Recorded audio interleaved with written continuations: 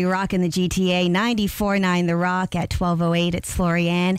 2 huge shows coming up with one huge band. Big Wreck will play 2 nights at the Danforth Music Hall coming up October 16th and 17th. And we're really excited to have Paulo, Brian, and of course Ian in the studio with us right now. Welcome, Big Wreck. How you doing? I need you closer to the mic. There we go. That's better. Right. Thank you. No so you put out a new album in June, Ghosts. Yeah, we did. And I feel like there might be a story behind the title, Ghosts. Are you haunted? Do you need to release some skeletons, some ghosts? You do? Of course, everybody does, I think. True. To some degree, without getting too deep this early in the day. I think, it really was like it usually is. It's just we need a title. And first place you look is the song titles. And then snag one of those. And so the song came before the album title? Oh, yeah. Okay.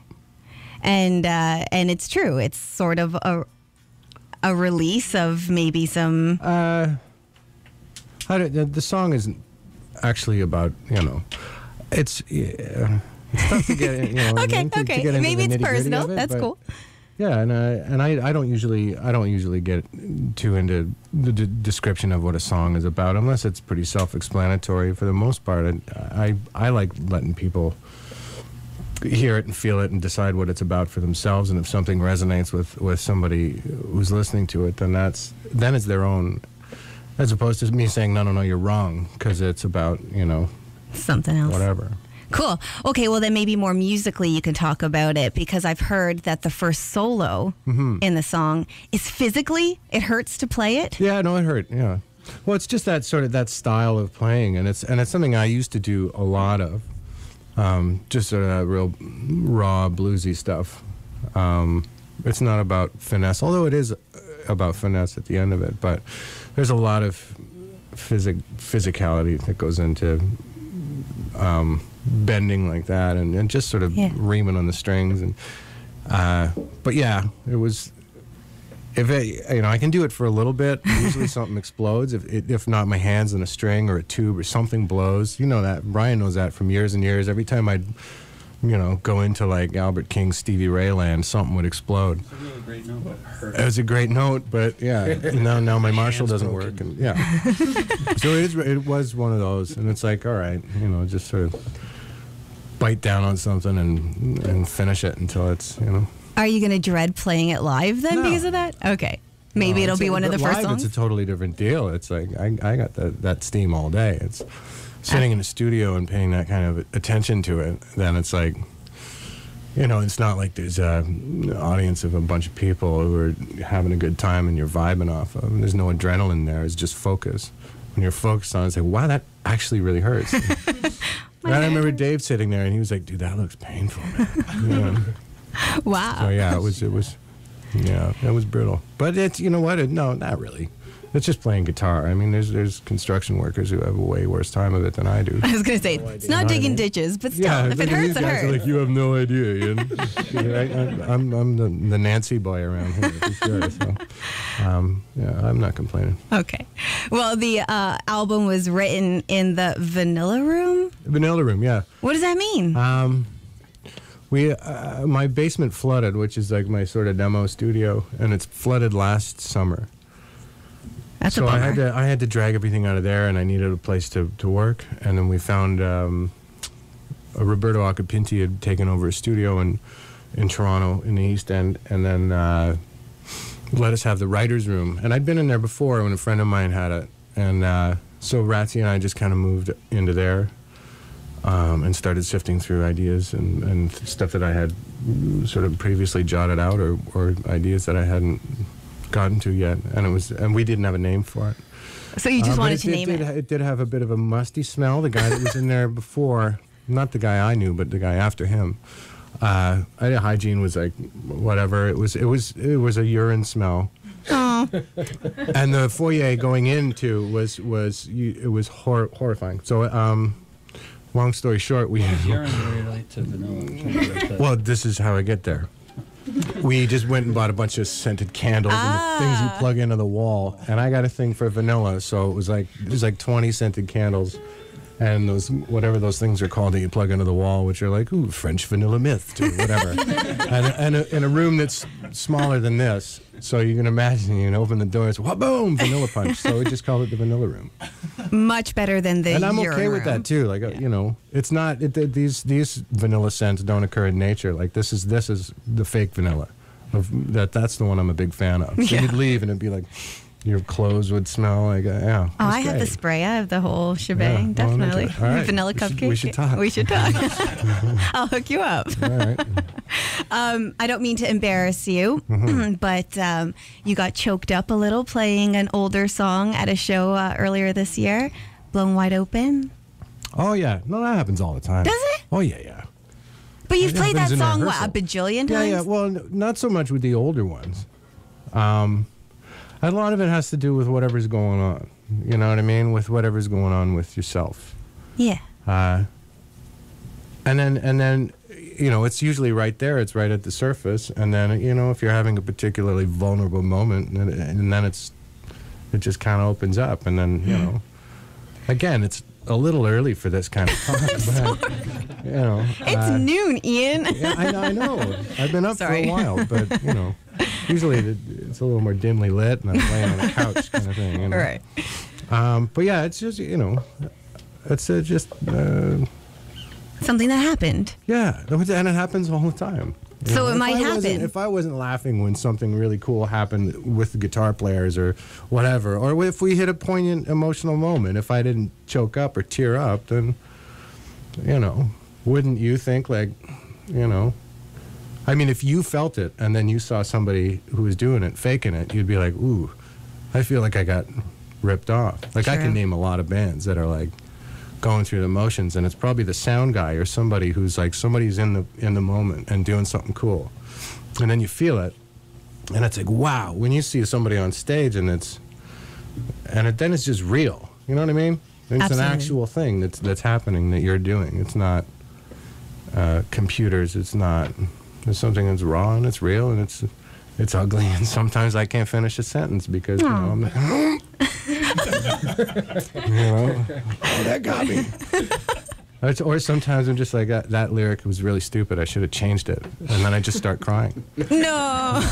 I wish you had an example of that.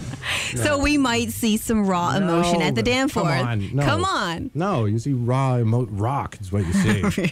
Yeah. A snarl, not a tear. Yeah. Whatever works for you. But I understand what you're saying. And I, as a fan, coming to a show, would really appreciate seeing that. It wouldn't be... You know what? I bet you it happens way more than you think. You just can't tell. People just don't talk about it. Because I'm short. It's a short joke. No, it's Okay. not. I'm just old enough that I don't really care if people think I'm a pansy for, you know what I mean? Yeah. Whatever. Because I've done more than enough on the other side of the fence of you know, I think we all have. Just sort of posturing behind the weight and the volume of, you know, a guitar amp or whatever it is. It probably happens a lot more than you think. People just get taken, you know, you get caught in the moment of something that's happening on stage. And that happens all the time. I wouldn't be doing it if it didn't, to be honest. I mean, that's part of it. Then you'd be for like a robot. You'd feel like a robot yeah, up there. no, and that's, you know, this is something else. Music shouldn't be that. I- You know, if it was, I would be terrible at it. I wouldn't be doing this. Cool. So. Enough of the heavy stuff then. Let's talk about the lighter side of things maybe. So when you're at or getting ready for a show, do you have any like specific rituals before the show? Do you need anything like special foods or music? Maybe what do you listen to when you get pumped up before a show? I don't know. I usually kind of go off on my own, and I do like a bunch of vocal stuff and a bunch of finger stuff. Just to sort of shake the cobwebs off and get loose. And then the guys usually have another area. Some guys go off on their own, and everybody just sort of gets into a zone. We sort of gradually keep coming together more and more within an hour and a half or 2 hours before a show, and then everybody, you know, sort of real estate depending. Like if we have a bus, then I'll just sort of go in the back lounge and close the door and get into a zone and warm up. Brian's usually in the front lounge, and the rest of the guys will be in the dressing room, or they'll be there, and Brian will be there, and you know what I mean? I always kind of want to know where everybody is. Sure. So when I'm taking a break from whatever, you know, sort of check in on everybody. But I mean, we spend so much time together, so it's not like, I'm just one of those guys. I want to make sure that nobody went off and like went to go eat dinner a half hour before. You know what I mean? I still have nightmares like that. It's Brian, isn't it? No, we're all kind of like that. You never want to leave. I mean, when we were younger, it was like, yeah, we got a half hour. Let's go grab a beer. It's on the other side of town. That kind of stuff was fine. 5 minutes before show. Yeah, where's Ian? Where the hell is everybody? Yeah, Scary. But yeah, no. Now it's like I want to be there well before, just to have. I don't want to have any other distractions or anything. So, but no, there's not anything that's sort of superstitious or ritualistic about it. It's just everybody wants to get into a zone and make sure that my throat and my hands are as good as they can be on any given day. Awesome. And just one last thing before we get to the rock and roll. How about a crazy story, something that happened maybe on stage or on tour, just like a nightmare maybe? Nightmare. Ooh. Naked guy was good. Ooh. Yeah, the naked guy was a nightmare though. We had a naked guy just attack, and like usually there's guys on the side of the stage that'll tackle him and get him out, but they were like, no. Oh, they were. You touched the naked guy. Yeah, like naked, like swinging, free balling, letting her fly. Yeah. No, I had a wardrobe mishap once. Oh. Yeah, that was in the Thornley days. That was horrifying. Were you there for that? Yeah.